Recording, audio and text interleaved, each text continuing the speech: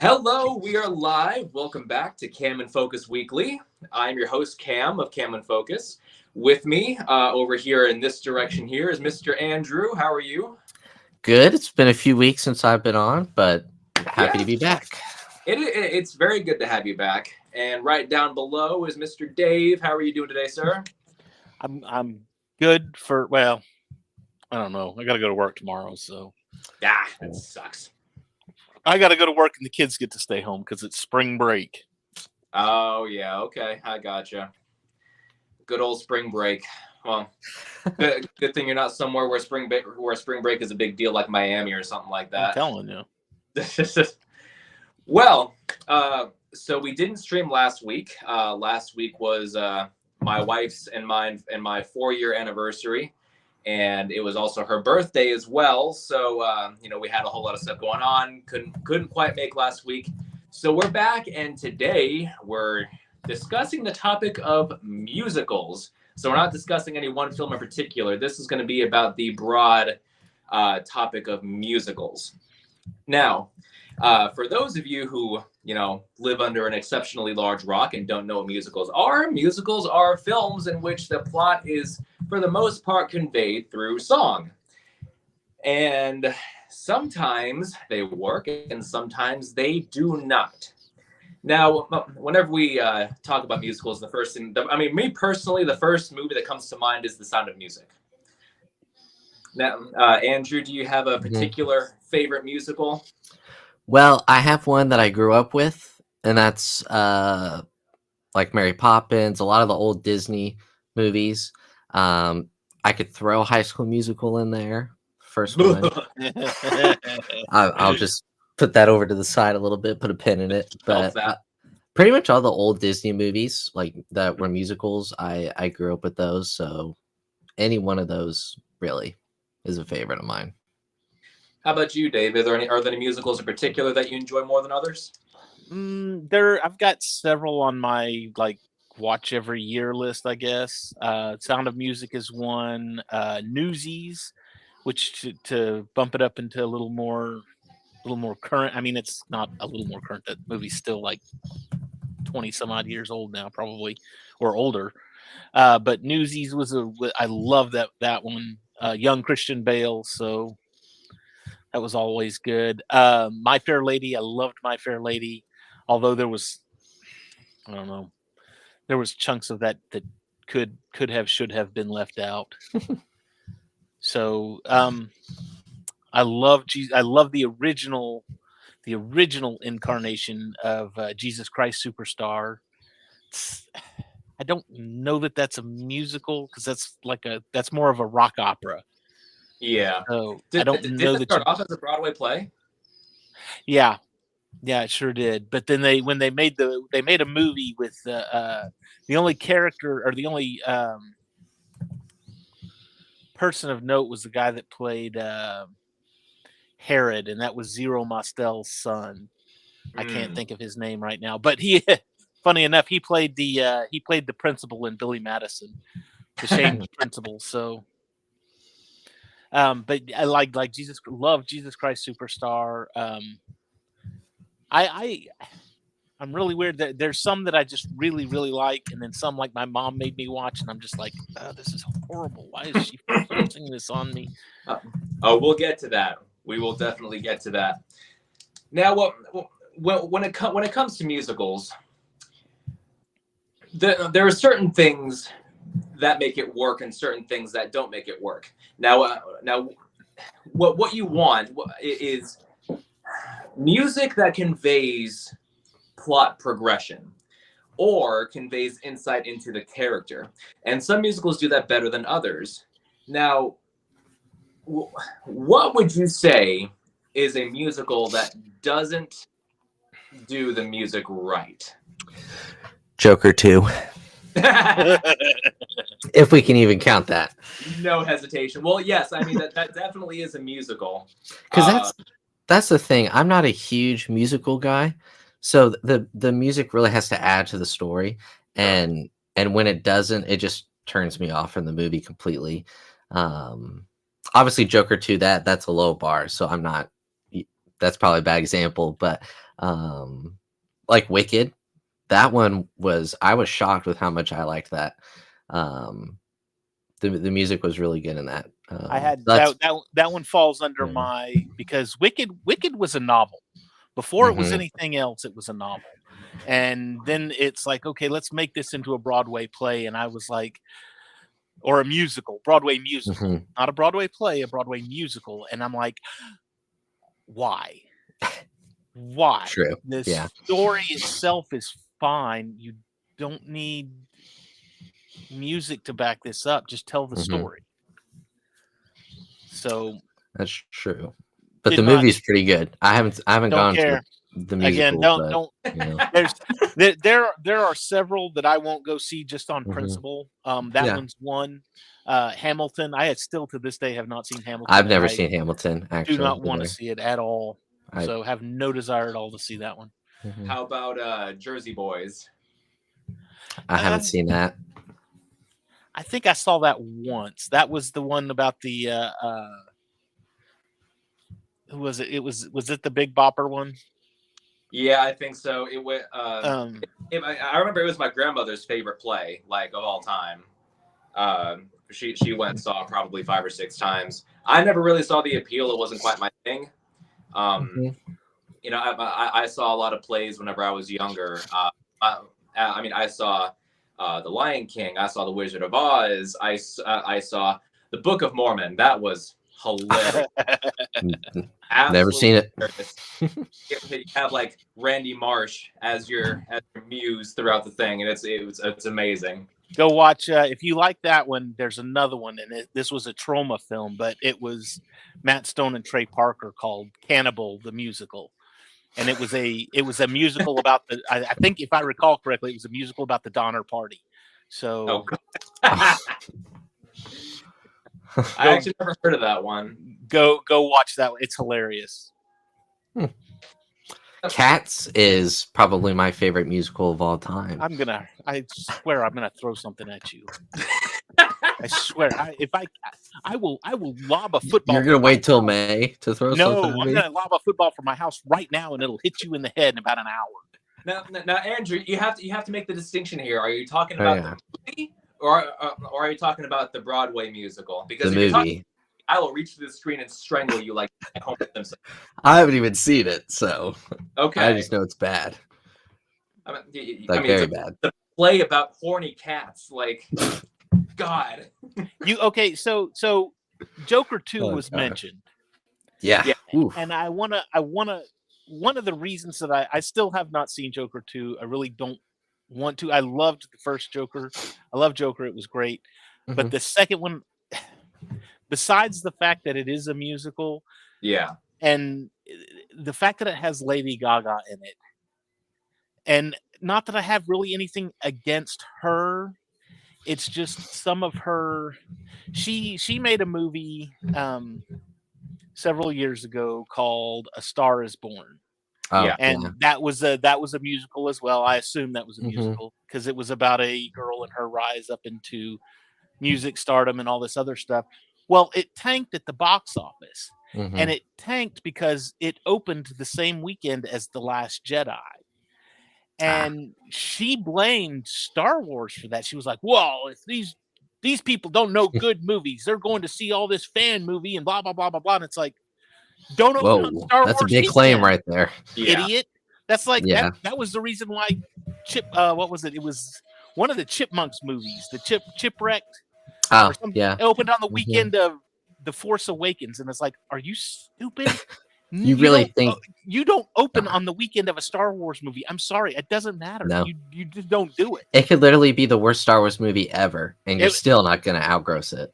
Right. Yeah. But, you know, the tough part about Joker 2, and I don't mean to keep going on and on about this, but I actually liked the story part of it.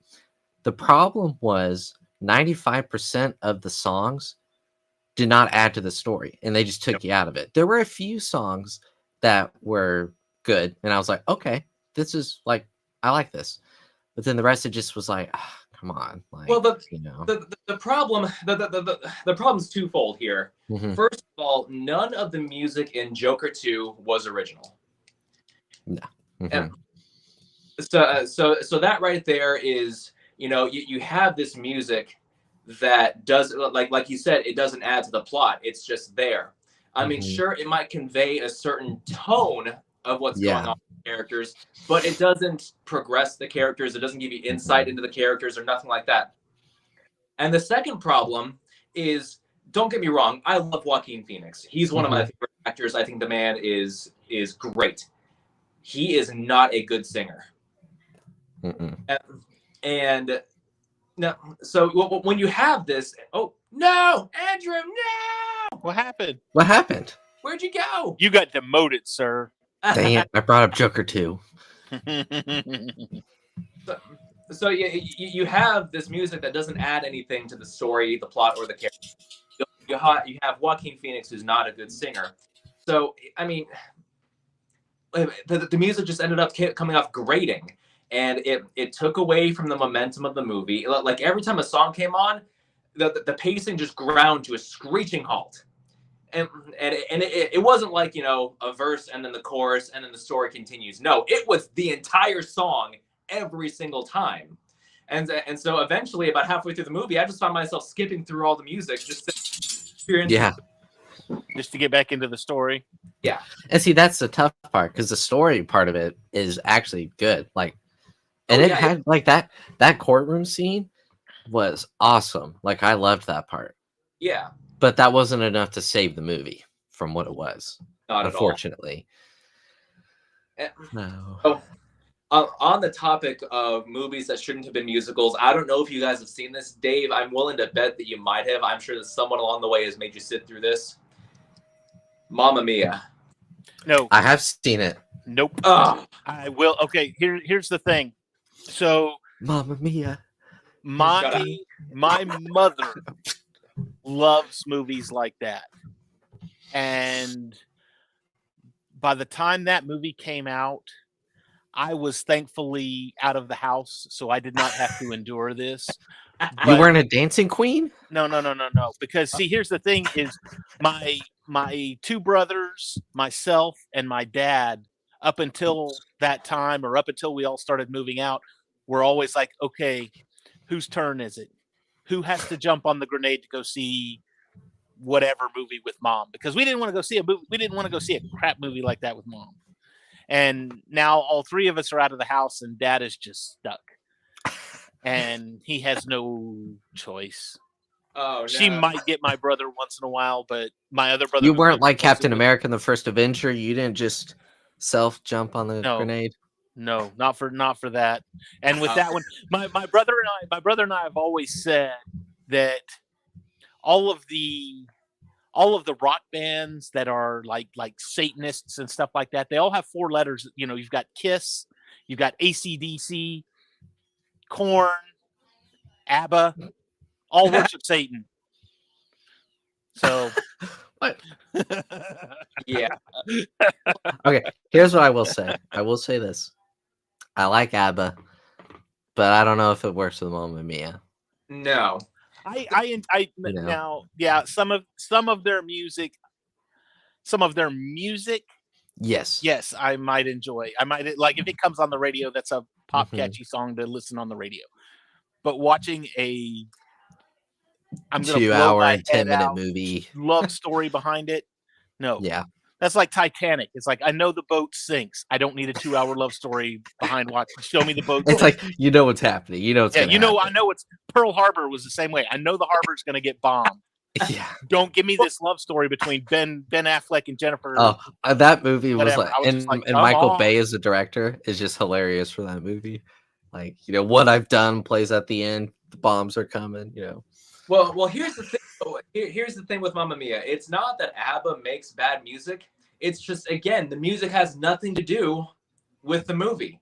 So it's like, she Meryl Streep sees her ex-lover or something, and she launches into song, "I was cheated by you, and I think you know when." Like we don't know that. No, and we don't know until the sequel when it's like The Godfather Part 2. You know what's troubling about this is that Andrew seems to know the sequel, so Andrew has seen these movies. It has a sequel? It does. Here's why I've seen the Frightening. sequel. Let me That's defend just myself frightening. real quick. Let me No, no, Oh no! No. There's no because defending. I didn't just You go might and try to watch the explain sequel. yourself, but you're not going to defend yourself. I'm We sorry. do a family movie night every week. All right. And you have That's to not watch a family whatever's movie. picked. That is a. So my sister picked the movies back to back. So it's not like I was scrolling through Netflix and went, another Mamma Mia, yes, please. Like that didn't happen. But there will be a third one apparently. So Oh God! Somebody shoot me in the head. Yeah, I don't mind chick flicks. You know, I'm cool with rom-coms and whatnot. It But depends, but yeah. yeah, same here. It depends. The most annoying movies I have ever seen. When they start snapping like this and going into song, Ah, stop! I can't let's stand- get them, boys. You know what? Another one that and this one I don't even allow in my house.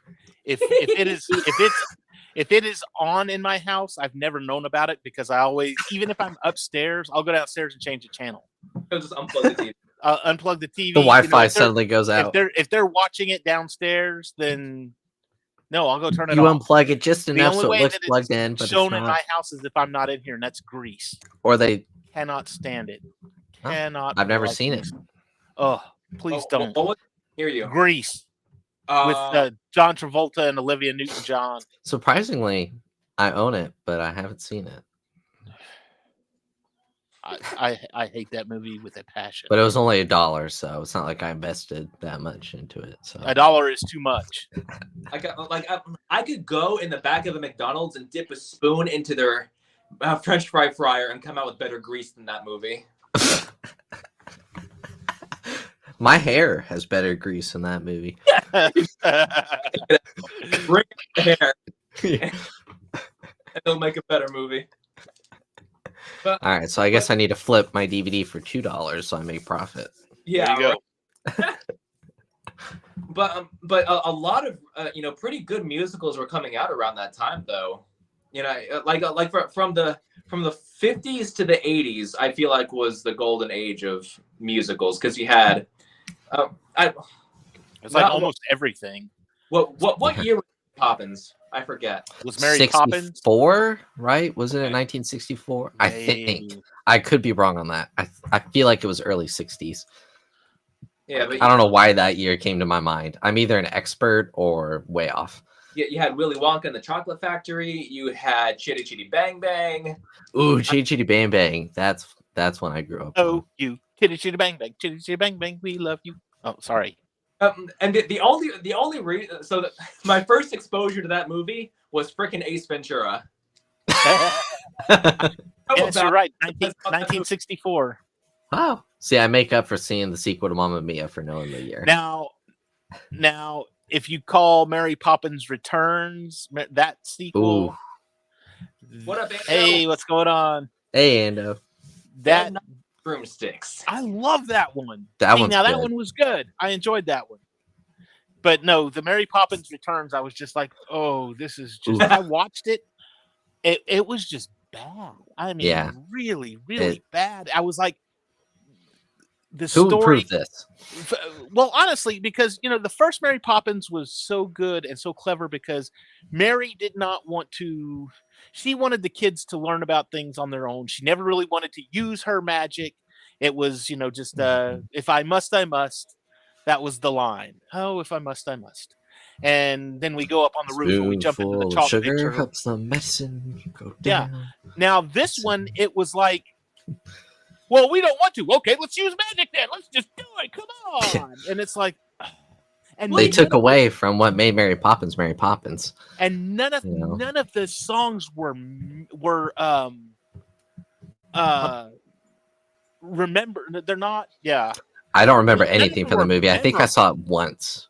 If I that. saw the first Mary Poppins, and I could still sing Supercalifragilisticexpialidocious. Expialidocious. But that But yeah, it's that just. second one, I was just like, there's just nothing good here, and they I went think on forever. Second one. I'm sorry. Yeah, I don't remember a single song from the second one. No, I Like, don't either. And the songs droned forever. They would seem like it was like, is this over with yet? We're still singing about a deadgum bathtub. And I think Come it's on like, now. I think it's like over 2 hours, which is insane. It's And like, then they God, put Murder She Wrote in the yeah. Angela Lansbury. I'm like, why is she in there? She has nothing to. She bed knobs and broomsticks. Yeah. Mary Poppins. She had nothing to do with that one. Mm-hmm. Yep. There are so I've talked to people who have said that the medium of musicals in film is dying. I kind of disagree because Yeah, we I would disagree there. had some pretty good ones. Like, I'm not gonna lie, I really liked La La Land with Ryan Gosling. I thought that was a really good movie. Go check out and it's a little bit older, but still good. Moulin Rouge with Ewan McGregor and Nicole Kidman. Yep. That was You know, amazing. I found at my local thrift store, like a year ago, I found a poster of that movie in the poster frame for like $2. Oh, the poster is so cool. So I was like, yes, please. Yeah, I mean, and it's a really good. Yeah, it uses. Let me think. How do I want to say this? It's their original songs, but not really. Like there's one song where they sing a song to the Orpheus in Black, which if you don't know what the Orpheus in Black is, that's the yeah. that's the can music. So exciting. It will run for 20 years. I mean, it's just seriously, it's and then they do like the Elephant Love medley is just this amalgamation of a ton of different songs. I mean, you had Elton John songs in there, you had Paul McCartney songs in there, you had all kinds of different stuff. Nirvana. There was even some Nirvana stuff mixed in with some of that music. And I was like, shoot, yeah, we'll just shoot the gambit and do everything. All right. So, I mean, it was really a well done movie. And again, the music told the story. Yeah.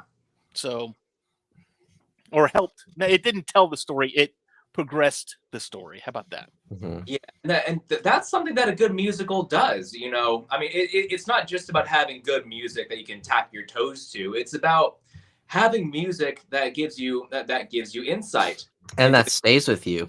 Yeah, that Like if you're singing it after the movie or like weeks after the movie, that's Yeah. how you know it did its job. Yeah, and a good example that I think of when I think of a movie that does music in a really good way is Mulan. Now, granted, that movie only has I think 2 songs in it, 2 songs that are sung by the characters. You have Reflection, and then you have A Girl Worth Fighting For. Is this the live action Mulan? No. Okay, no. the animated one. We don't discuss that movie. No, this is the animated movie from the 90s. And so you have these 2 songs. One of them gives you insight into the character of Mulan, how she feels like an outcast, how she feels like she doesn't fit in, how she feels like she's not going to make her family proud, how she feels like, the persona that she's forced to put on out in public isn't who she really is. That's great. And then you have A Girl Worth Fighting For, which it gives you insight into the characters of, the soldiers who she's fighting with, but it's done in a super fun and super, in a very memorable way. How'd you do that? Well, how'd you do that? Huh? There was a Did little you not like see like that? You button. had an emoji pop up right next to Yeah, you. like an emoji like thumbs button up. bubble pop up Oh, on your phone. I don't know. It was like right over your shoulder. That's the weirdest thing. Yeah. Must be an iPhone thing or something. I don't right. know. But here's the thing: you have these 2 really great songs, but then that second song, once they reach the remnants of that battlefield, it completely cuts off. No more singing from that point on, and I think that's really clever because that's where the movie really shifts its tone into something a lot more serious, because you're looking at That this used to scare me as a kid. Like when I was Yeah, little, like I'd be like, "Huh." like ruins, dead bodies, carnage, and it's like, okay, we had our fun in this half. We told you everything you need to know about the characters in this half of the movie. From here on out, it's real. And so, and I think that was very, very intelligent when on the part of the writers to kind of trick us into thinking that this was just going to be like another kids romp, a happy-go-lucky kind of movie. I may have to go rewatch that one. I haven't seen that one in a long time. So it's I think it might be a lot better than you remember. Yeah. I mean, yeah, it's your Disney movie, Disney quote unquote princess, whatnot. But it deals with heavy themes of war, of not fitting in, of family, of death. I mean, it's heavier than a kids movie really has any right to be. But at the same time, a lot of movies that came out around that Disney Renaissance time were. Yeah. So yeah, that's true. And every time I think of Mulan, the first scene that pops into my head is whenever she's getting ready to leave her home, because she has that moment of contemplation where she's watching like her parents argue, like their silhouettes from behind the window, and then as soon as she makes that decision, the music shifts into like this rock ballad that just then chills up my spine. And when she cuts her hair, the music hits that crescendo. I'm like, ha ha! Oh, the music is so good. Yeah, a lot of great movies during the Disney Renaissance. Oh yeah, and a lot of the best musicals are from that time as well. But then at the same time, when you go back to the Disney movies from the early days, I'll bring up a good example: Sleeping Beauty.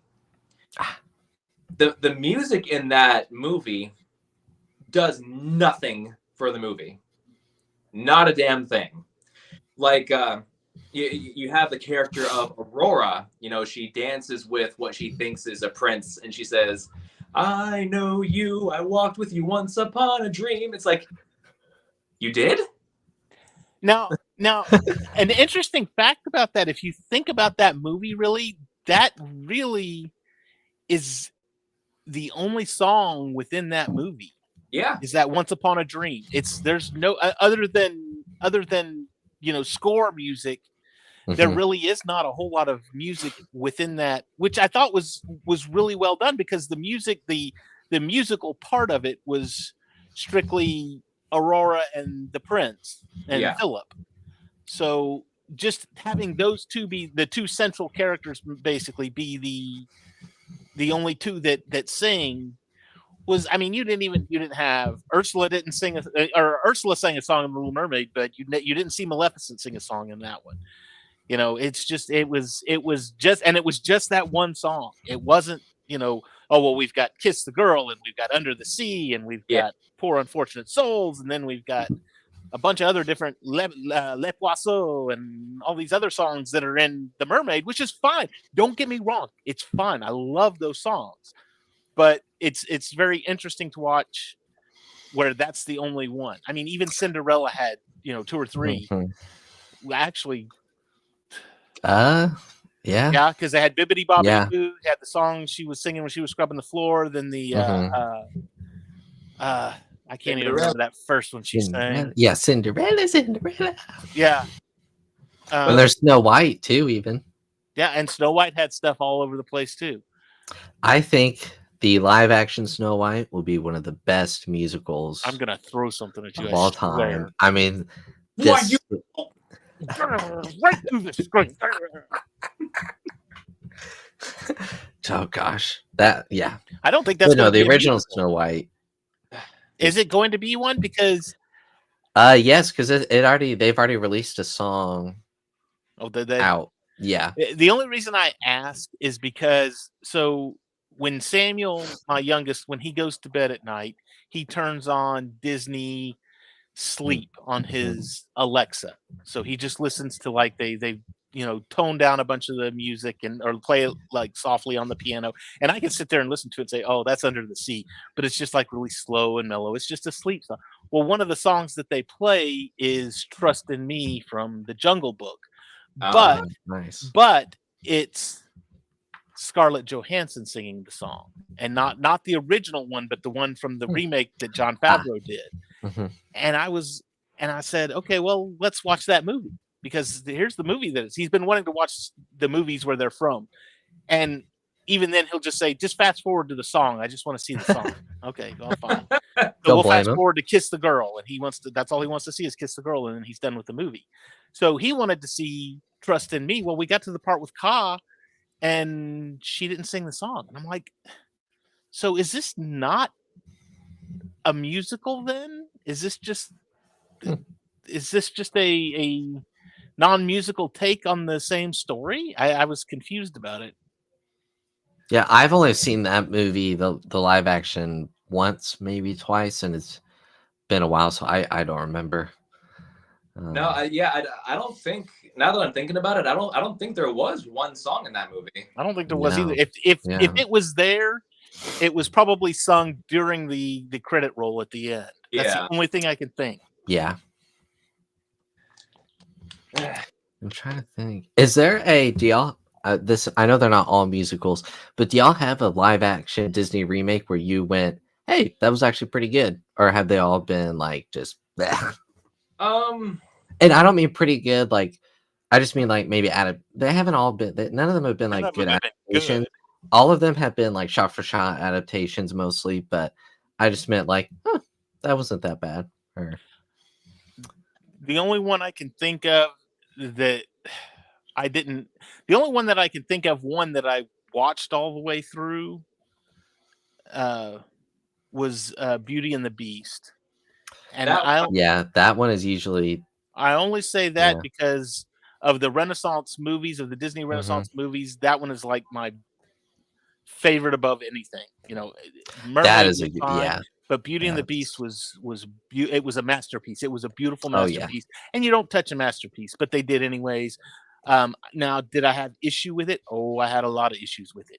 Oh yeah. Gaston was completely miscast. I mean, Mhm. did you have to pick the shortest guy in Hollywood to play Gaston? Gaston is a big, hulking. People were pissed off about the Black Mermaid. They should have been pissed off about Gaston, because he was Yeah. he was cast all kinds of wrong. I'm sorry. That was just Oh, I agree. No. Yeah. no bad Disney. Bad. Get one of those idiots that plays Gaston out of Disney World. That was 10 times better than Mhm. that Joker. Yeah.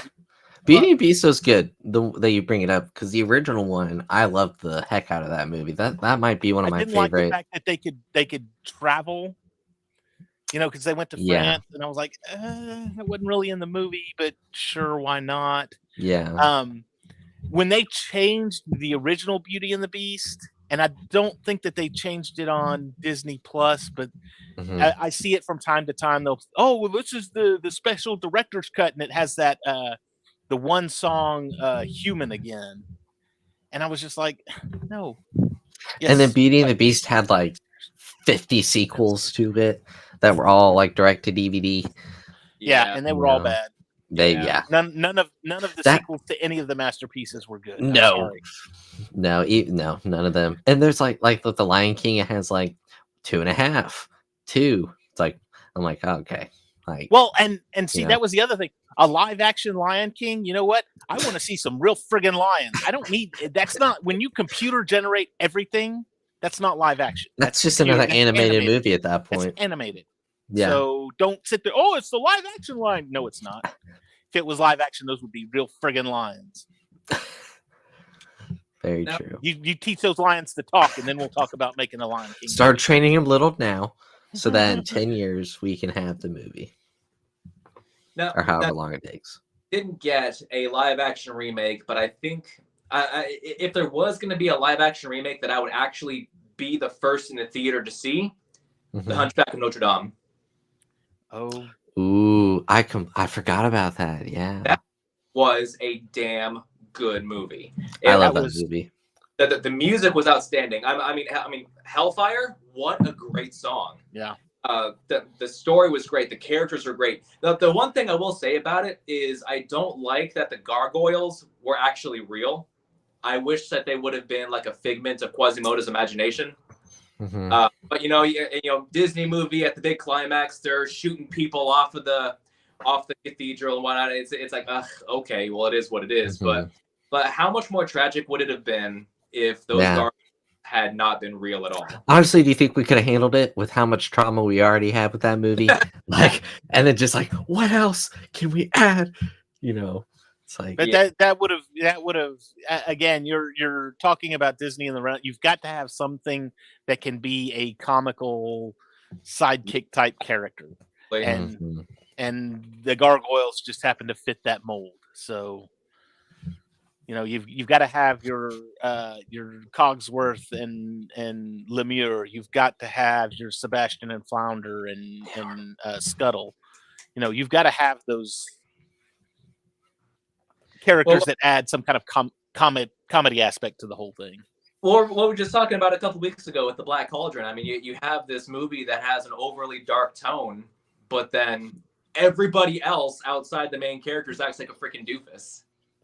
And you have the super like overexpressive animals and whatnot. It's like it's very much like it's very much a staple for Disney at this point. And with the live action remakes, some of it's dialed back, but I feel like that really carried a lot of the tone of the movie overall. When It makes the movie too. Like, you don't have the movie without it. Yeah, well, when you have these live action remakes that try to capitalize on the modern audience and rely more on, hey, remember this? Hey, remember this? It takes a lot away from it. So I think that's I think a lot of people look back on the original Disney movies with a lot more love in their hearts because these live action remakes come in and they try and be something better, and that's what I've said get it. multiple times. Is they are called masterpieces for a reason, and that is because they are perfect the way that they are. You do not. If somebody was to come in and say, "Okay, I'm going to go into the Louvre and I'm going to change them. I'm going to repaint the Mona Lisa, but I'm going to change a few things on it. But I'm just going to apply some new paint to the Mona Lisa and make it a little bit better." No. You would have people throwing fits because you do not touch a masterpiece. You do not touch something that is already perfect the way that it is. I know David doesn't agree on me with this. I don't know what Cam's like, but like that's why they should never ever remake the Lord of the Rings. Oh yeah, they need to remake that one. No, to me, perfect the way it is. Lord of the Rings is one of my favorite film trilogies of all time. I've got the One Ring tattooed all around my neck. The way those movies were made. Those movies, huh? The way those movies were made today and how it was shot and the schedule they had would never happen today. No, never. Like, there's no way. And then it would be CGI. Look at The Hobbit. The Hobbit was just 10 years, basically, after Lord of the Rings.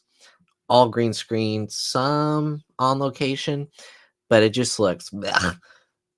But the Lord of the Rings is just, it would be, or it'd be even, I'll throw this out there, it'd be like trying to remake A New Hope. Like, if you made try to remake the original Star Wars trilogy, you're not gonna get anywhere even remotely close to how good that trilogy was. Back to the Future even is one. Anyway, those aren't musicals, but they did make Back to the Future musical, and I said they did. Why? Actually, there you go. Didn't need it. That's an example. Why? Completely Why do they need a musical? So that's a good segue into our big topic for the day: movies that got remade into musicals. Now, I know how to segue. I'm just so good at segueing. It's just unbelievable, As you go plug your segue into the wall, I need that to get around the wall tomorrow. Oh man, Dave, you have an intruder. I see him. He's gonna watch his YouTube videos. Blade twice if you need help. He's doing a little cameo. So I tried to look into this before, but I couldn't really find a whole lot of movies that got remade into musicals. Now, Dave, you had mentioned one before that you absolutely despise. Which one was that? The Producers. Ah, The original Mel Oh. Brooks film Mhm. starred Zero Mostel and Gene Wilder. I want to say 1972, maybe 74, somewhere in that neighborhood. And the only song really in it was "Springtime for Hitler," which was the name of the musical that they were producing a musical on Broadway. Oh. And I mean, the whole point of it was they were producing this musical, but the only song that was in the movie was this "Springtime for Hitler," which was hilarious because it was a great. If you haven't seen it and you think, "Oh my gosh, you're laughing at "Springtime for Hitler," I'm sorry, go see the movie because the movie's hilarious. Go watch it. That the whole point is that they're trying to create a musical that is so offensive that it will just bomb in the first week, and then they just sit and collect all the money that they've made for producing this movie. So basically, they make a fortune on a flop.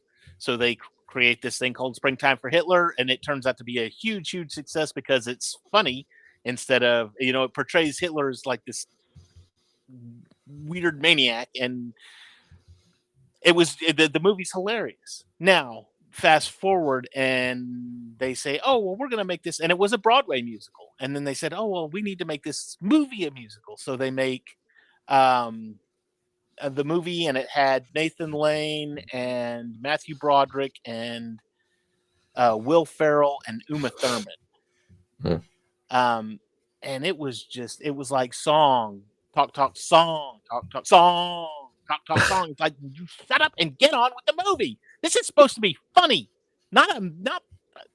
This is a funny movie. This is not a singing movie. I'm sorry. If I want a singing movie, I'll go watch Singing in the Rain. Singing in the Rain is implied. Hey, guess what? They're going to be singing because it's implied in the friggin' title. Come on. Again, great movie. Love that one. Love Debbie Reynolds, young Debbie Reynolds. Heck yeah. I watched the crap out of that. Again, that's one of those ones I watch 2 or 3 times a year. Singing in the Rain. Love it. So I was just looking up movies made into musicals. Apparently, Rocky had a musical that ran on Broadway for 6 months in 2014. I don't. Spider-Man know. had a musical. I don't know if that Rocky was. I assume it wasn't good. I don't know if 6 months is long on Broadway or not. No, it's not. So that good Broadways will run for years. Oh, okay. Shrek had one too. It's actually on Netflix. It was fine. Like, it wasn't the worst thing. The guy that played Lord Farquaad did the whole thing on his knees. I remember that. So I was like, okay, that's pretty funny. So there's a movie. I cannot remember for the life of me what it's called, but it stars Gary Oldman as a midget. And he does the entire movie on his knees. I cannot remember what the movie is called. That would not be allowed today. People would get so mad. I watched a YouTube video talking about it, and son of a gun, I can't remember what it's called. But it stars Gary Oldman as a midget, and Tiptoes. That I think it's hilarious. Actually, Cam, Tiptoes you can't say that word. You have to say little person. Oh yeah. We're gonna get demonetized. God, taken down. The name of the movie is Tiptoes from 2002. I gotta see this. I've never heard of this. And on the topic of plays, so I don't know if you guys have ever heard of this. Ooh, its Rotten Tomato scores 22%. Nice. That's a good movie right there. That's underrated. So over in Australia, I can't remember what year or what years this took place in, but something happened in Australia called the Emu War, where Australia basically got overrun with emus, like they were just like Liberty Mutual. The birds. I know. But they were destroying crops. They were destroying the landscape. It was an infestation of these things. And so the government got together and sent out this Australian militia to go and take them down. And apparently that they tried to stop a herd of like 20,000 emus. And with all the rounds they fired from the machine guns, locked on the back of their trucks, they only killed like 200 of them. Ooh. Not contain them. And the reason I bring this up is because there is a musical called The Great Emu War. I gotta see the emu costumes. If you look it up on YouTube, there's like a trailer and stuff for it. I think there was a movie made for it as well. But yes, this was a thing that happened in Australia where the country got so overrun with emus that the government had to send out their army to kill these things. Did you say this was in Australia? Yeah. How'd they get there? I don't know. Maybe it was like the bubonic plague or something. It's like a ship came in with like one single emu that bit someone, and then suddenly they just turned into emus. Their heads are apocalypse. Oh, it's called the Emu War. Came out in 2023. It's not that old. No. Is it the play or is it the movie? Because there is a movie. The movie is from 2023. Wow. It's on Tubi. I'm watching it. As soon as we get done with this, I'm gonna go find that bad boy. I gotta have my to mom watch walks into It's my called room. the Emu War. Yeah. So my mom walks into my room. What are you watching? I'm watching the Emu War. Single event. I've got laundry to fold. I need something to do. I'm actually gonna bring it up here, so I can. Because I read like a Wikipedia article or something about it, and that's hilarious. Do you remember the arrival of approximately 20,000 emus? Imagine being like in the army and you grow up, you tell your grandkids about the Great Emu War. Oh God. Let me see. First, well, I'm not gonna read through all this, but if you have some time to spare, just read the Wikipedia article about the Emu War, and it's hilarious. And I think, gosh, play about it. So I'm definitely gonna have to watch that at some point.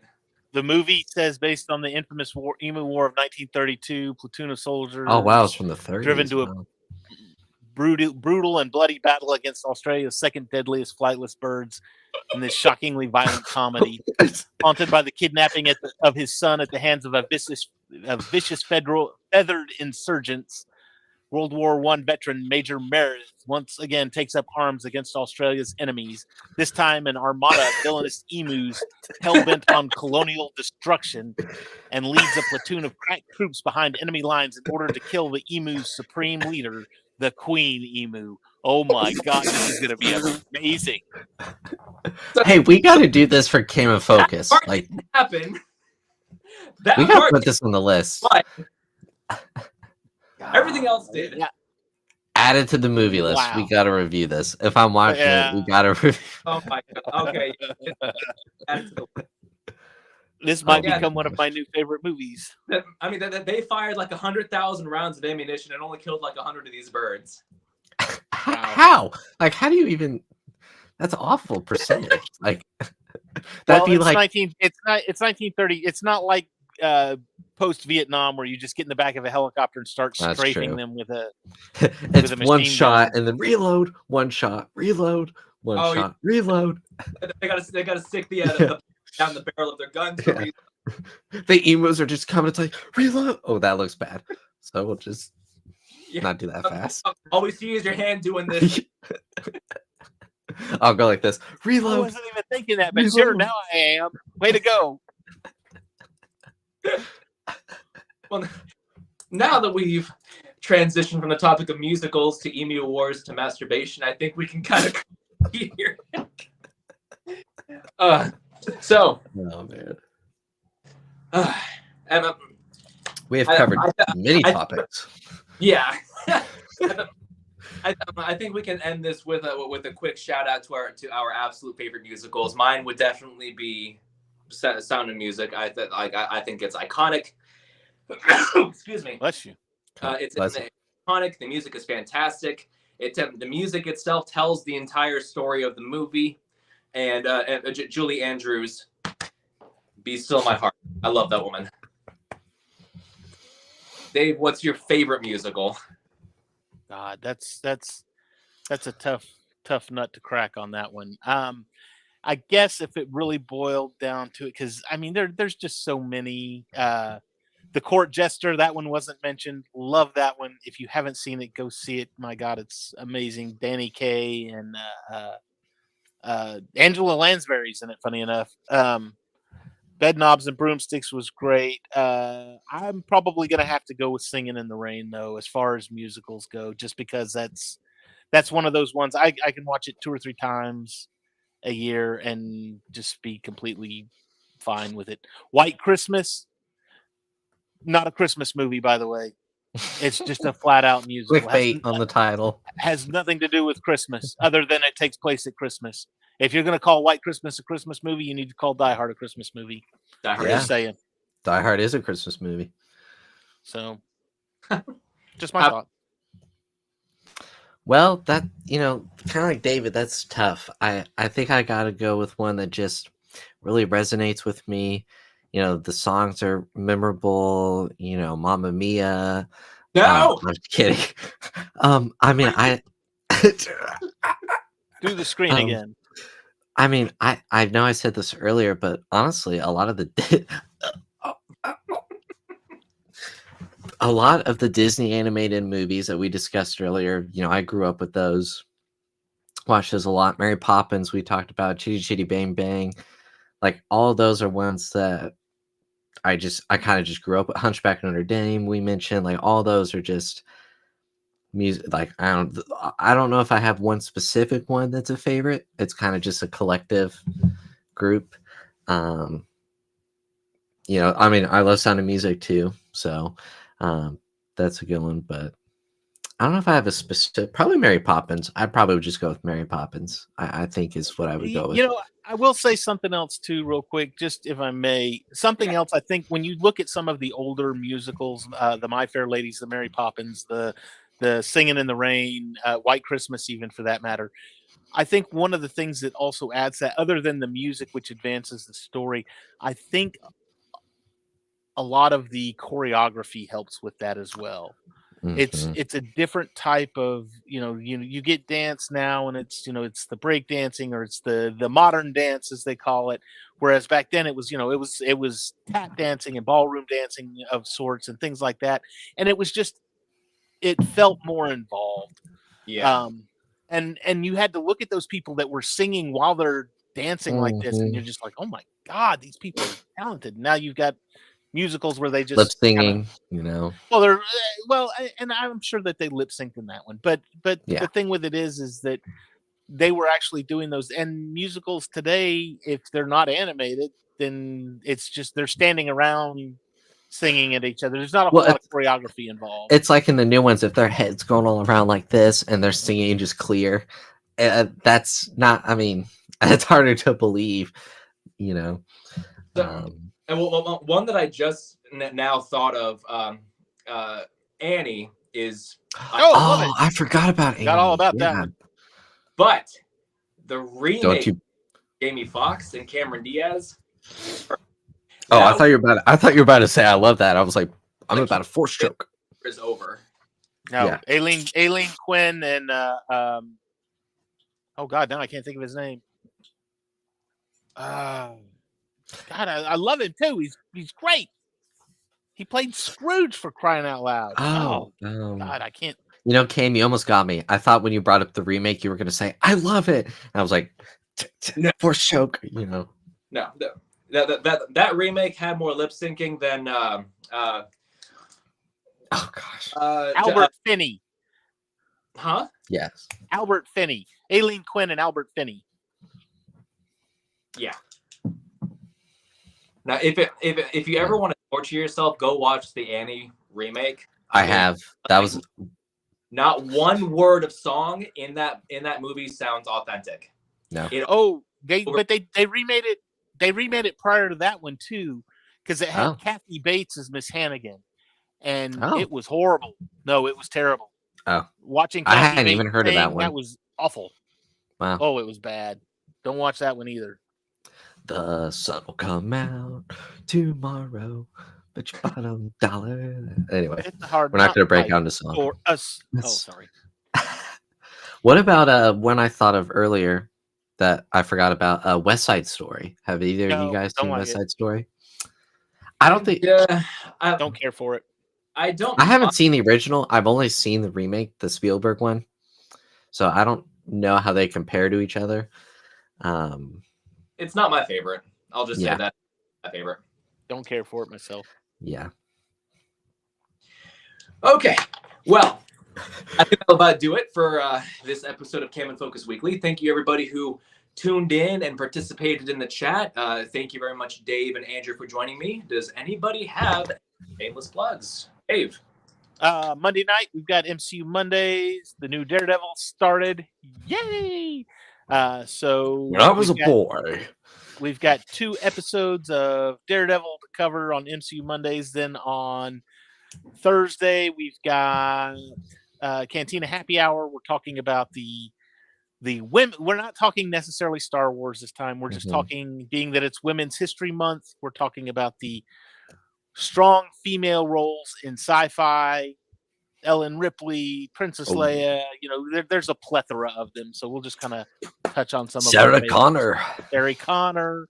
I'm looking for Sarah Connor. So that's Cantina Happy Hour on Thursday. Well, and with Cantina Happy Hour, we had our Andor season 2 Oh. trailer reaction came out earlier today. Oh, it did drop today. Awesome. Yes. Cool. Andrew. My shameless plugs go with David. So. Oh, Andrew missed the big one. I left it for you. Oh, that's right. Go for it. So, David was able to get media passes for Fan Expo Dallas and last weekend of May, and he was kind enough to give me one. So we will both be attending that, and I'm super excited because it's my first ever expo convention to ever go to. Oh, you're And gonna. Wow, I'm popping the cherry. All right. and I saw 2 days ago that John Boyega has been added to the people that'll be there. So right. Anthony Daniels will be there. I'm excited. Yeah. So that'll be fun. So David will be going live throughout the day. I may make an appearance. Alicia Silverstone too. Woo-hoo! Yes. Alicia. As if. Good God. Yeah. What? That mailbox came out of nowhere. What's or wrong with whatever it Alicia is. Silverstone? Nothing wrong with Alicia Nothing. Silverstone. I don't. We were don't quoting. More. So yeah, that'll be a lot of fun, and looking forward to that. Counting down the days. All right, and as far as this goes, we're going to be back next week on Sunday at 9 p.m. Eastern Standard Time for another episode of Cam and Focus Weekly. Haven't quite decided yet which film we're doing. Let's not do the Great Emmy Award yet. Oh, I'm gonna watch it anyway. I think I'm Oh, busy there. next week. Then You actually, know what? You know so- what? Screw it. Let's do it. This Oh, coming Sunday, gosh. Great Emu War. It's either gonna go really good or really bad. We will see. Oh, You know what? gonna- It's gonna be one of those. It's gonna be such a bad movie, but we're gonna have a great time because we're just gonna laugh about it the whole time. Oh God, I hope so. How'd the emus get here? Oh. Who knows? Who cares? How'd the emus get there? Ugh. All right. Well, Oh man. everybody for joining us. This has been Cam and Focus Weekly. We'll see you guys next Sunday at Eastern 9 o'clock Eastern, 9 p.m. Whatever. We'll see you next week at some point. Subscribe notifications on, and you'll know. Have a good night, everybody.